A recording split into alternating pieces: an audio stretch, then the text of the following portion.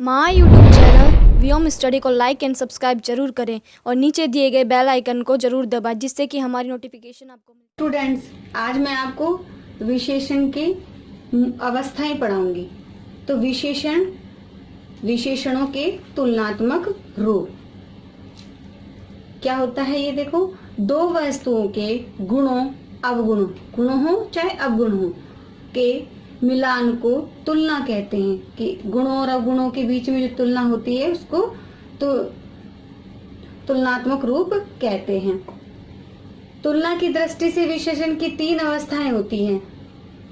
तुलना की दृष्टि से विशेषण की तीन अवस्थाएं होती हैं। एक तो होती है मूल अवस्था, दूसरी होती है उत्तर अवस्था और तीसरी उत्तम अवस्था। तो देखो, मूल अवस्था में इसमें विशेषण द्वारा किसी व्यक्ति या वस्तु की तुलना न करके उसकी सामान्य विशेषता बताई जाती है। किसी दो व्यक्तियों में तुलना नहीं की जाती है, सामान्य विशेषता उसकी बताई जाती है। जैसे मूल अवस्था में, जैसे राम सुंदर है। अब राम को ये नहीं बताया कि राम किससे सुंदर है या राम सबसे सुंदर है, ऐसा कुछ भी नहीं। ये मूल अवस्था है, उसकी सामान्य विशेषता बताइए। तो राम सुंदर है, यहाँ पे जो सुंदर है वो मूल अवस्था है, विशेषण है।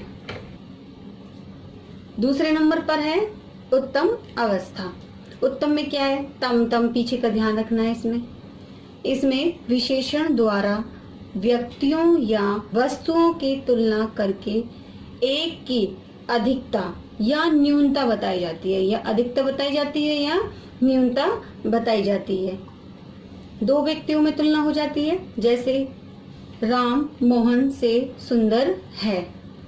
तो राम मोहन से सुंदर है, तो इसमें राम और मोहन दो व्यक्ति हैं और इन दोनों में तुलना की गई है। तो ये सुंदर हो गया विशेषण, और विशेषण की उत्तर अवस्था है।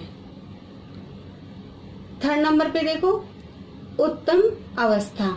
तम आता है इसमें, जब बनेंगे शब्द तम आएंगे। इसमें विशेषण द्वारा दो से अधिक व्यक्तियों या वस्तुओं की तुलना करके किसी एक को सबसे अधिक या न्यून कम बताया जाता है। जैसे राम सबसे सुंदर है, मतलब बहुत सारे व्यक्ति हैं, उसमें सबसे सुंदर राम है। तो बहुत से व्यक्तियों में सबसे जो तुलना की गई है, सबसे श्रेष्ठ बताया गया है, वो है राम। तो सबसे जो है सुंदर उत्तम अवस्था है विशेषण की। नोट डालना है आपको यहाँ पर कि विशेषण की जो ये तीनों अवस्थाएं होती है वो खाली गुणवाचक विशेषण में ही होती है। तत्सम शब्दों की उत्तरावस्था में विशेषण के मूल रूप के साथ तर और उत्तम अवस्था में तम प्रत्यय का प्रयोग किया जाता है। मैंने बताया आपको कि तर लगता है उत्तर अवस्था में और उत्तम में तम लगता है, तम प्रत्यय का प्रयोग किया जाता है। इसकी तीन अवस्था हो गई, मूल अवस्था, उत्तरावस्था और उत्तम अवस्था। कुछ शब्द हैं देखो। मूल अवस्था में देखो श्रेष्ठ है, जैसे श्रेष्ठ की उत्तर अवस्था है श्रेष्ठ तर लग जाएगा सब में पीछे इसके। और उत्तम अवस्था में श्रेष्ठ तम। दो व्यक्तियों के बीच में जो तुलना होती है तर, और बहुत से व्यक्तियों के बीच में होती है तुलना, जो श्रेष्ठ सबसे श्रेष्ठ या सबसे कम हो न्यून होता है, उसके पीछे तम लगता है। श्रेष्ठ मूल अवस्था, श्रेष्ठतर उत्तरावस्था, श्रेष्ठतम उत्तम अवस्था। महत ऐसे ये शब्द महतर महत्तम। ज्येष्ठ का ज्येष्ठतर ज्येष्ठतम। कुटिल कुटिलतर कुटिलतम। अब आपको अगर मूल अवस्थाएं दें तो आप उत्तर अवस्था और उत्तम अवस्था लिख सकते हो। अगला हमारा टॉपिक है प्रविशेषण, कि प्रविशेषण किसे कहते हैं। ऐसे शब्द जो विशेषण की विशेषता बताते हैं, जो विशेषण की भी विशेषता बताते हैं, उन्हें प्रविशेषण कहते हैं। जैसे देखो, वह बहुत परिश्रमी है। तो इसमें देखो बहुत परिश्रमी विशेषता है, उसकी भी विशेषता वह बहुत परिश्रमी है, तो ये प्रविशेषण है बहुत। शीला अति विनम्र है, विनम्र उसकी विशेषता है, विशेषण है, लेकिन और अति लगा दिया तो प्रविशेषण हो गया। तो इसमें बहुत और जो अति है वो प्रविशेषण हुआ। अगला है उद्देश्य विशेषण। उद्देश्य विशेषण क्या होता है? जो विशेषण वाक्य के उद्देश्य मतलब जो कर्ता होता है से पहले आए उन्हें उद्देश्य विशेषण कहते हैं।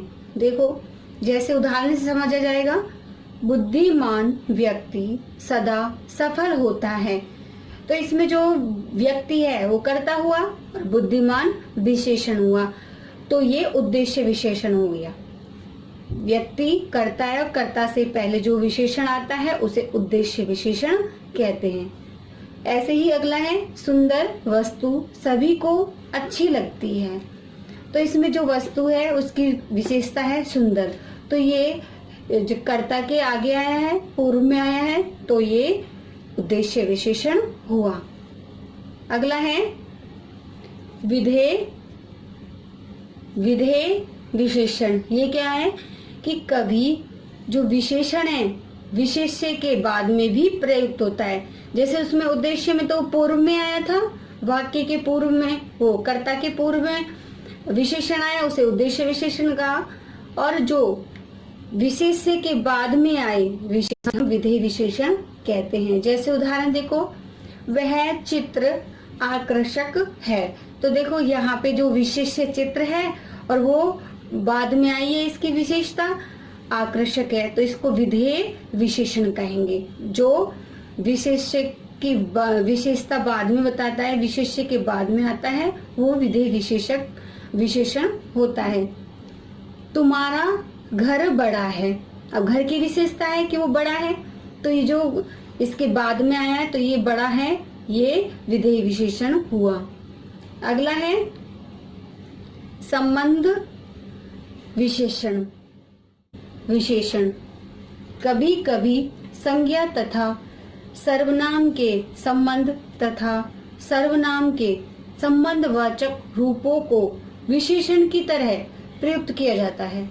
जैसे देखो इसमें मेरा विद्यालय नगर से दूर है, तो इसमें जो मेरा है, अशोक का साम्राज्य बहुत विशाल है, इसमें अशोक है। ये जो मेरा और जो अशोक है वो संबंधवाचक विशेषण हुआ, ये संबंधवाचक के रूप में प्रयुक्त हुआ है। अगला है पदबंध विशेषण। कभी कभी विशेषण क्रियापदों के बंध के रूप में भी प्रयुक्त होता है। जैसे देखो, लोग रुकी हुई गाड़ी को ठेल रहे हैं, तो इसमें जो रुकी हुई गाड़ी, ये पदबंध विशेषण हुआ। रोता हुआ बालक किसका है, तो इसमें जो रोता हुआ है ये पदबंध विशेषण है, तो यहाँ पे रुका हुआ और रोता हुआ पदबंध विशेषण है। अगला है समानता सूचक विशेषण। समान, जैसा, सदृश्य, तुल्य आदि समानता जो सूचक शब्द हैं से युक्त जो विशेषण होते हैं उन्हें समानता सूचक विशेषण कहते हैं।